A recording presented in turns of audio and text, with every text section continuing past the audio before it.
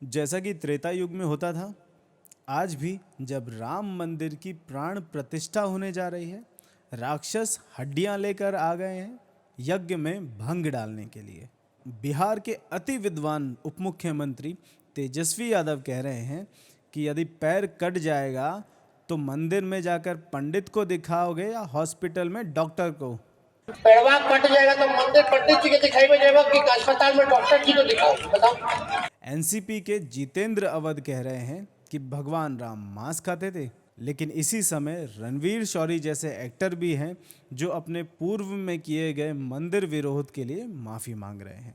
मन के हारे हार है, मन के जीते जीत, घंटी क्या तब बजाएगा जब उम्र जाएगी बीत। जय श्री राम दोस्तों।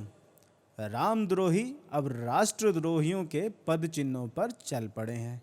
जैसे कि राष्ट्रद्रोही भारत की विचारधारा को बांटकर एक एक राज्य, एक एक क्षेत्र में आपस में फूट डलवाना चाहते हैं, वैसे ही रामद्रोही अब हिंदुओं को आपस में बांटने की कोशिश कर रहे हैं। सबसे पहले सुनिए लालू पुत्र तेजस्वी यादव को। पैरवा कट जाएगा तो मंदिर पंडित जी के दिखाई में जाएगा कि अस्पताल में डॉक्टर जी को दिखाओ, बताओ। आपको क्या चाहिए भाई?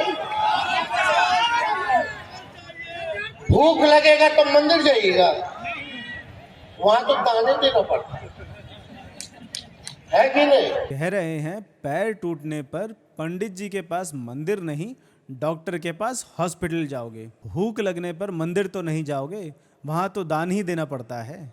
ये जो आप बौद्ध मंदिर में जा रहे हो, ये क्या खाने को देता है फ्री में?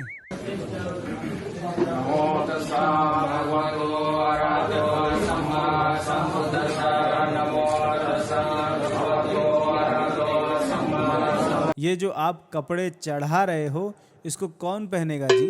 और जो रेचल भाभी के पास 25 दिसंबर को सेंटा क्लॉज लाकर रखे थे घर में, ऊका सुबह शाम दूध देता है जी। ऊपर से बता रहे हैं कि हम अपने घर में छठ मनाते हैं, तो क्या बिहार की जनता पर एहसान करते हैं जी? मत मनाओ ना। और हमने तो कभी नहीं देखा आपका फोटो छठ मनाते हुए, कभी पटना के घाट पर स्नान करते नहीं देखा, और ना भौजी को कभी छठ वाला सिंदूर लगाए देखा। हाँ, क्रिसमस मनाते हुए देख लिया। अभी भी हिंदू ही हो ना जी, या केवल नाम ही हिंदू रह गया है?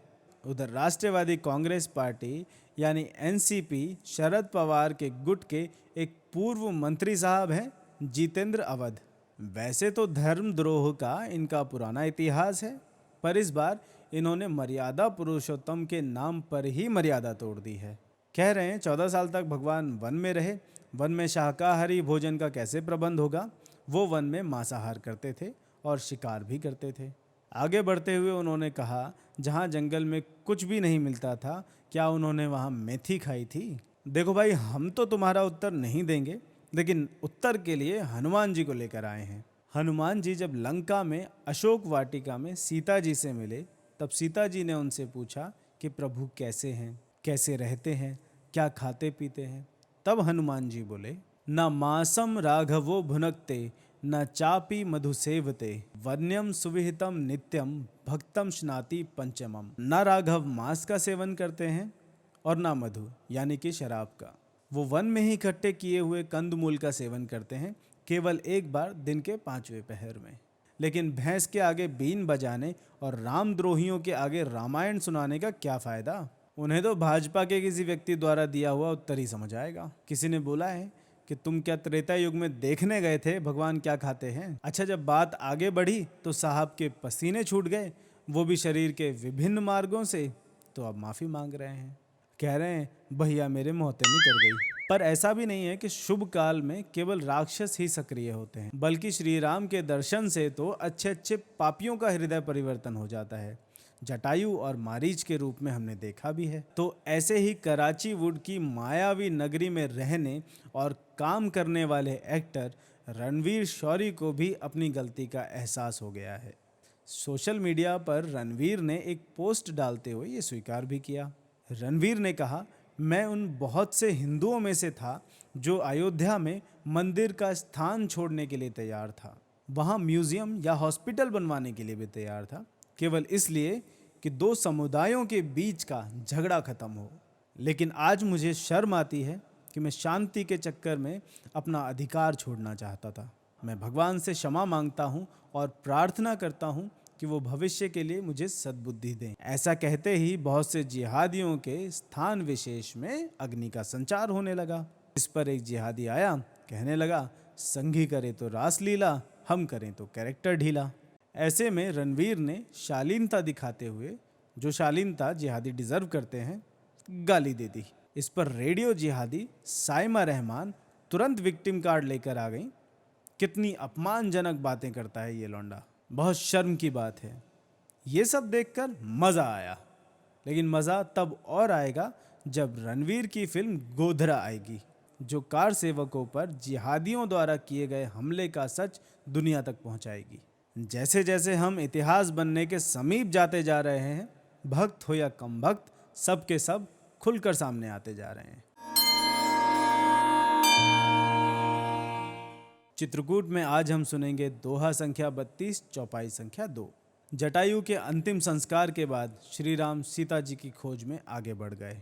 सुनहु उमा ते लोग अभागी, हरितजि होहि बिसय अनुरागी, पुनि सीतहि खोजत दो भाई, चले बिलौकत बन बहुताई। हे उमा सुनो, वो लोग अभागे हैं जो भगवान को छोड़कर अन्य विषयों से मोह रखते हैं। वो दोनों भाई फिर से सीता जी को खोजते हुए वन की सघनता देखते हुए आगे बढ़ रहे हैं। राजनीति में आज का ज्ञान है भगवान राम को मांसाहारी बताने वालों के नाम। अरे ना तो तुम्हें सनातन का ज्ञान है और ना लॉजिक। वो काल कितना उन्नत था कि तुम कल्पना भी नहीं कर सकते, और तुम कहते हो कि वन में भोजन कहाँ से आएगा।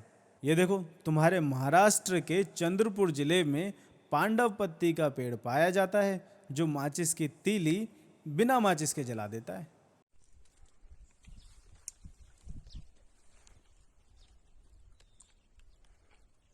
देखो 2 झाड़े,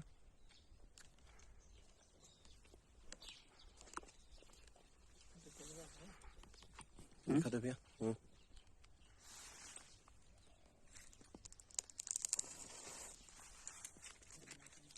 इधर भी दिखा ना। ओके ओके, एक तोड़ लो।